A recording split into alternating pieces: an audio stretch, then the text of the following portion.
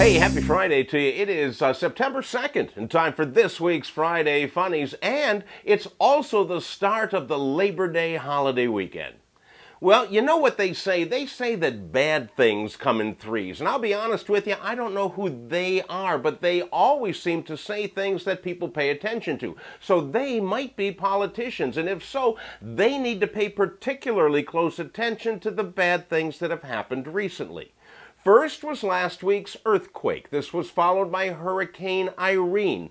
And now we are set for the first Labor Day telethon in history without Jerry Lewis. Aww. I know. You know, the world, I fear, is coming to an end, my friends, and that end is not going to be pretty. You know, they recently announced the new cast of Dancing with the Stars, and all I have to say is, are you freaking kidding me? Chaz Bono, Nancy Grace, Ricky Lake?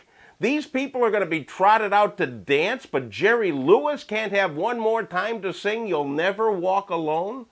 Woe is me, my friends. Woe is me. And just when you lose all faith in the system, you discover that the system doesn't work anyway. Case in point this week is the arrest of Oniago Obama. He is the half-uncle of President Obama. And this week, Uncle Oniago was arrested in Framingham, Massachusetts for DUI. And when asked if he wanted to make his one phone call, he said, yeah, get my nephew in the White House. Well, unfortunately, President Obama was on vacation at Martha's Vineyard at the time, so Uncle Oni only got the White House answering machine. Eventually, he was released on the DUI charge, but now he's being held by immigration officials. Apparently, he's in this country illegally, and he's awaiting possible deportation to Kenya. What I want to know is, will they let him make one more call?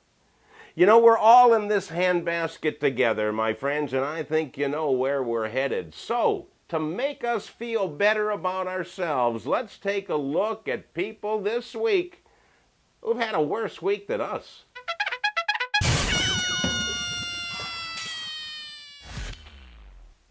We all know that the TSA exists to make travel safer while at the same time making our lives much more difficult. We have to take off our shoes, remove our belts, take everything out of our pockets, then stand in some sort of super-duper X-ray scanner that takes a picture of what we look like without clothes, including that portion commonly known as the junk. You know, what I want to know is, what are they expecting to find in our pants? Well, that question was answered this week in Miami, where TSA officials found 7 snakes and 3 tortoises in a man's pants. Now, this had to make the officials look twice at the X-ray, man. I can just imagine the conversation. Hey, Merle, what the heck does this look like to you? Well, it's either snakes or the guy's got multiple junk. Well, if it's the latter, then I bet his pants fit like a glove. Good one. Something like that.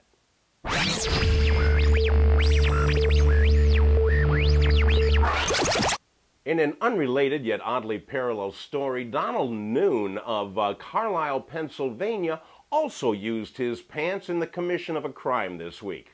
Donald's crime, when he walked into a supermarket, he stuffed an entire slab of ribs down his pants and then walked out without paying for them. It was a classic case of rib napping.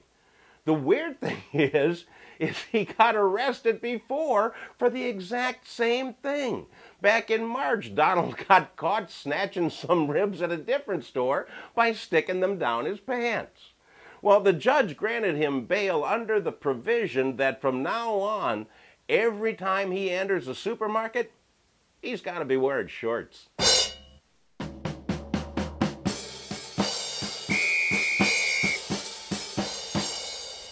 I'm going to be traveling to Germany next week, but only for business and Oktoberfest. I swear I had no idea that prostitution has been legal in Germany since 2002, but apparently it has.